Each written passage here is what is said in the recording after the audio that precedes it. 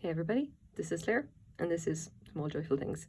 As always, I go to thrift stores or estate sales, or sometimes I buy things from Craigslist, and I'm always trying to find things that I think you guys would find interesting or that I kind of want to talk about. This is a new iPad. You can see it's got a bit more of a gloss on it or whatever. Hopefully that's okay. I don't think it quite works with the aspect ratio of the image, but you know, I'm sure it's fine.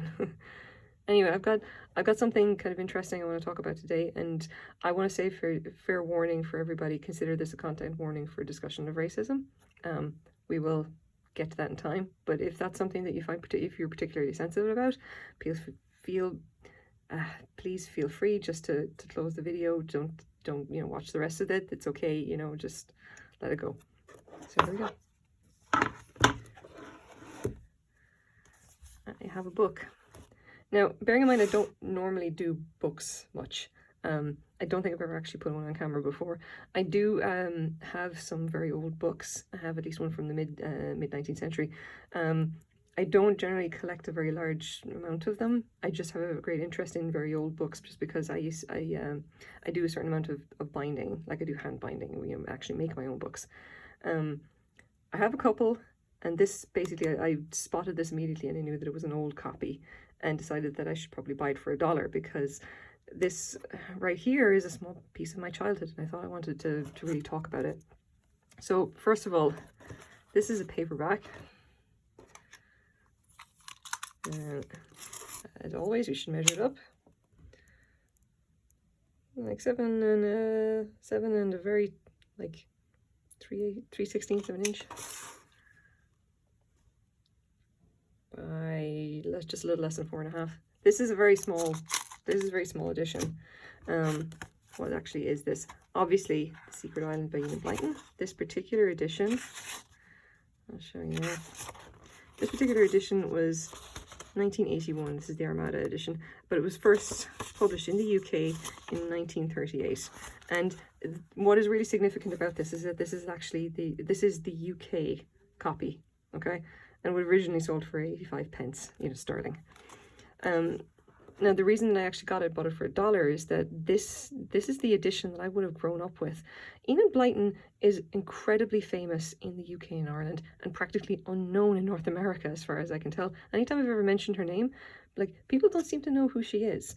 It's weird considering how successful she was as an author. I got the book basically for nostalgia a lot of the time, but I also wanted to talk a bit about some of her work, and a little bit about why this is so significant. She's such a successful author, but there's a whole lot more to talk about. So here's the woman herself. She was born in the late 19th century and died in the 1960s. And during her time, she was incredibly prolific. She wrote a phenomenal amount of books. If we just, that.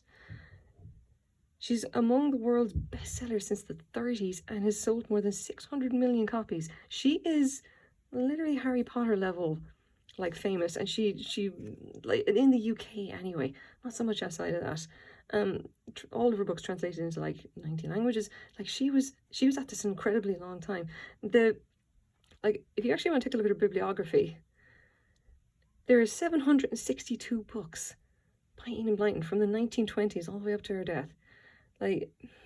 She was ridiculously prolific.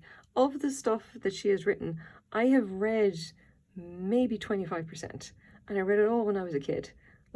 That's just how popular she was. And I obviously grew up in Ireland in the 80s. Yes, I am old. And this was the edition I would have got, This is exactly what I would have been handed as if I were 6-year-old or whatever, or well, maybe not that, because you can see the text there. I was a little bit older than that. But I can remember reading this as a young kid and really loving it. I just love, there you go, the fashion was something. I remember really loving it because a lot of her work was kind of the same kind of, she had a definite style, and it was mostly kids who have to deal with their adults in their lives, or the parents or whatever being incompetent or not being able to get their act together or whatever, and they go off and solve problems and have adventures or solve mysteries and do kind of cool stuff, you know, without relying on their parents to kind of, you know, try and fix everything. And that obviously is really kind of attractive if, you know, if you're a kid who wants to, you know, who wants that kind of adventure.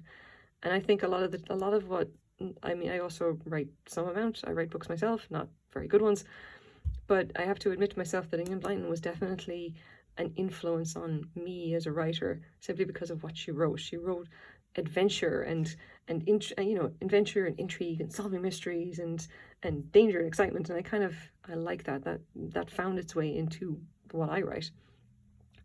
The thing that she's most well known for is obviously the famous five, if you've never heard of it. It was basically that. This was actually one of her standalones. I do have a famous five book, which is a much older one. Five Go to Mystery More. This is actually a present from my brother, and you can see it's been kind of destroyed. It's, you know, because kids would have. And this is 1957. But yeah, that's like, that is my famous five book that I managed to find, or that, you know, my brother managed to find and sent to me as a present, because he knew that I was into Enid Blyton as a kid, you know, and that had been, and yeah. So yeah, famous five was basically, there's all of these stories, and there were a lot of them, about these four kids and their dog who went off and had adventures. And like, I found them incredibly compelling. I really loved them. It was two boys and two girls, and one of the girls was called George, and she basically dressed like a boy and said that she wanted to be a boy, which was remarkably and weirdly progressive considering it was written in the 30s. I'm sure that Enid Blyton didn't intend it that way, and yet here we are. But anyway, part of the reason I wanted to talk about this is because of Enid Blyton and the problematic elements of her work, of which there were many, because ultimately she was deeply racist and xenophobic as a person. It's kind of terrifying to think about it, but like, I don't know that I ever saw it much in like the famous five, but the thing is that I have no actual awareness of this. I grew up in Ireland, for God's sake. We have Ireland, if you don't know it, is incredibly white, incredibly homogenous, and yeah, and as proof of this, I can tell you, this was one of her major series, The Three Gollywogs, and you can see that, like, if you live in North America, you'll immediately recognize this as being a racist caricature. But me growing up in Ireland in the 80s, I had absolutely no idea. I literally just thought that they were fantasy creatures that had dark skin and had strange hair. That's how sheltered we were. That's the way it was back then, even, yeah, the 80s. Obviously, that's quite changed. I know exactly what they are now. I would never ever have these books even in my house. There's absolutely not.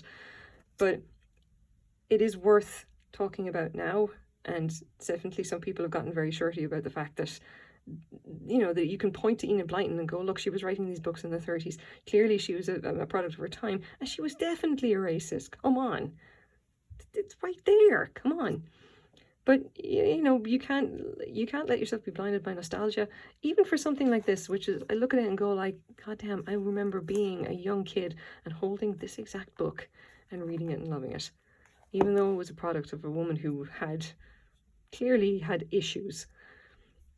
But yeah, I don't know what you can really take away from this video, other than like the older books like that. Like, it is really weird to me how something could be so phenomenally popular, and still is phenomenally popular in the UK and Ireland, and yet just didn't get over here to the other side of the pond.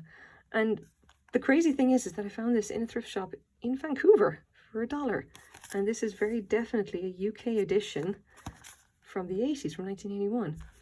Like, I can't imagine how far it would have had to travel, or where it would have actually, you know, what path it would have taken to get from presumably a bookshop somewhere in the UK or Ireland even, and get all the way here. It's crazy to think about. I'm just going to put that off to one side so you don't have to look at that anymore. the thing about nostalgia and the thing about learning from history from objects is that you kind of have to take it all, you have to take it all for what it is, and not let yourself kind of get rose-colored glasses, like rose-tinted glasses about what the past actually was.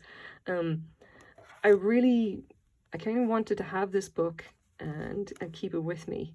And the same reason I have my other famous five book, it is essentially a reminder that, for better or worse, this was a major part of my childhood and a major influence on me. And let's be honest, probably a major influence on the world, because again, she was that popular, even though she doesn't seem to have gone over to North America much. But the thing is that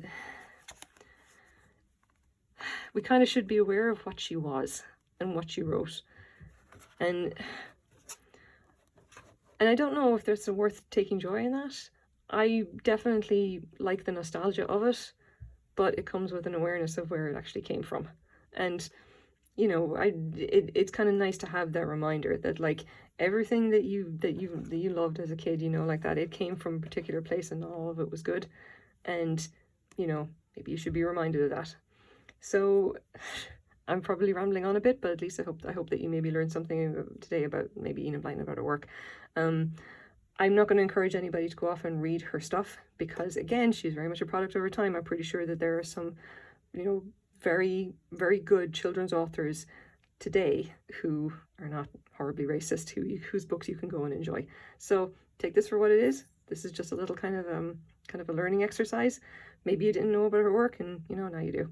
So this is my small joyful thing for the day. Thank you very much for watching. Bye-bye.